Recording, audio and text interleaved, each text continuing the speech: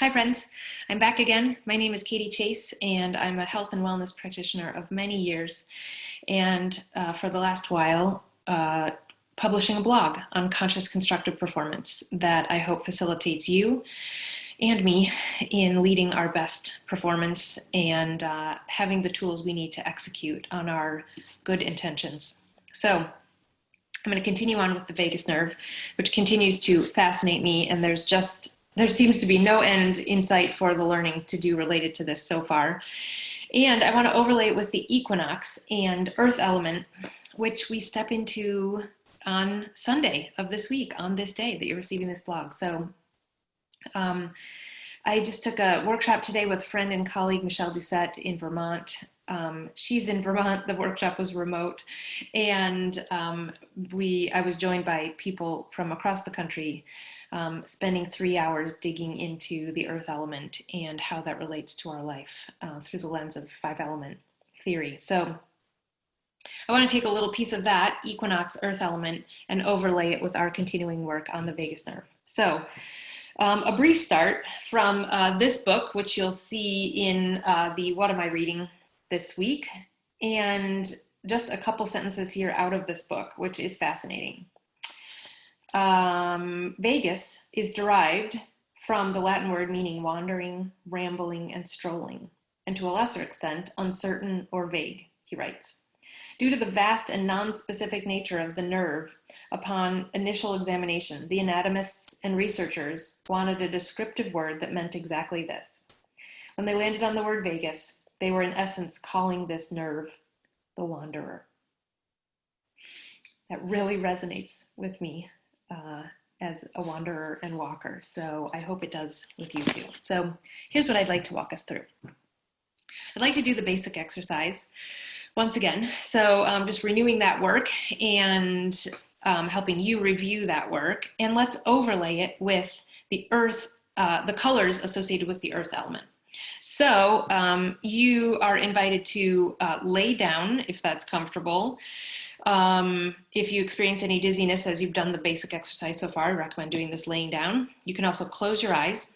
You can also put your hands behind your head to create some stability. So what we're going to do is, I'll put my hands behind my head, and what we're going to do is look, I'm actually going to have you specifically close your eyes with this time. So close your eyes and look as far left as you can, and we're going to hold this for about 60 seconds, keeping in mind that you can let your shoulders just rest on your trunk and ribs as it's designed, and your low back can be relaxed and your belly can be relaxed, and you can keep breathing. So this can be a comfortable position. And as you look left, what I'd like you to bring into your mind's eye are the colors light yellow, sandy or earth tone, or light brown. So pick light yellow, earthy, or light brown.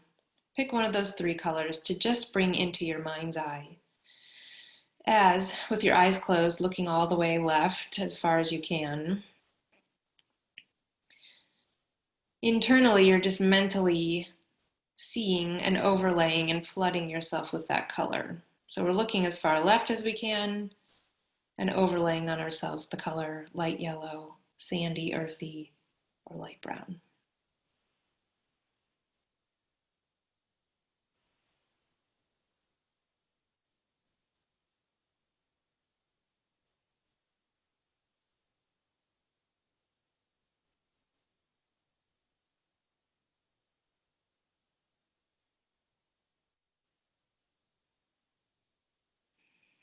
Okay, and I'm going to make this a little less than 30 seconds on each side. Now I'm shifting my eyes right. Shift your eyes right with me. So with my eyes closed, if I open them, I would be looking at about my elbow.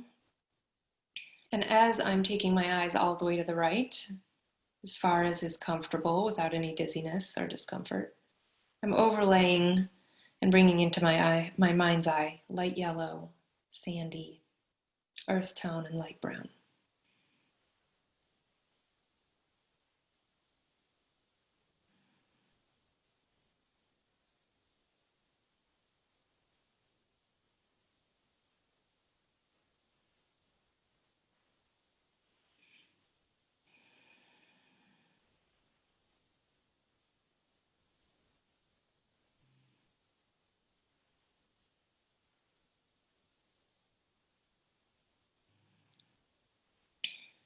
So I'm going to invite you to keep your eyes closed for a moment. Lower your arms if that's comfortable.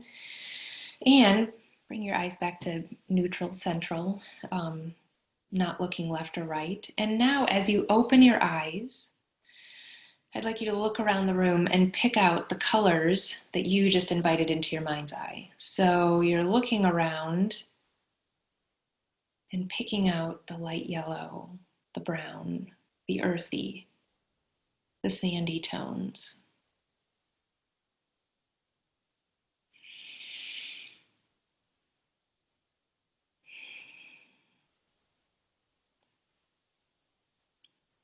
So I wonder what you're spotting as you do that. And I want to tell you part of the purpose of overlaying those. So, for one, you just got the benefit of the basic exercise. You also got a meditative overlay with putting your attention and concentration on something particular in the form of that color. And part of what that brings online is what's called the Baader Meinhof phenomenon. So when you focus on something, kind of like a new word, you learn a new word, and then a couple days later, or the same day, you hear it once again, and you think, man, I've never heard that word before, and I just heard it 2 days ago, and now I heard it again. So this phenomenon is understood to be two layers of things. One, selective attention. Once you learn that new word, you hear it again, because now that word makes sense to you. And the second layer is a confirmation bias. Now that you know that word, and you just heard it twice, apparently within 2 days, you feel like, man, it must have always been there, and I just didn't hear it. In the same way, if you're seeing those colors around you in a way that you just invited into your mind's eye, and you think, boy, I never really realized it, but there's a lot of light yellow, or sandy brown, or light brown in my home or surroundings. In the same way, you can focus your attention on gratitude. And when you open your eyes after that meditation, you just might see and experience more of it in your daily life. You could also tune into the color yellow, or the color blue, or cats, or Weimaraners. Whatever you'd like to spend time tuning into, you're more likely to see in the surroundings around you. So whatever it is that you're choosing to tune into, I suggest that you make it constructive and positive, so that what you're pulling out of your surroundings is something that you want to amplify in your life, rather than negativity, something that you want to see more of, something that you want to bring more light to in your life.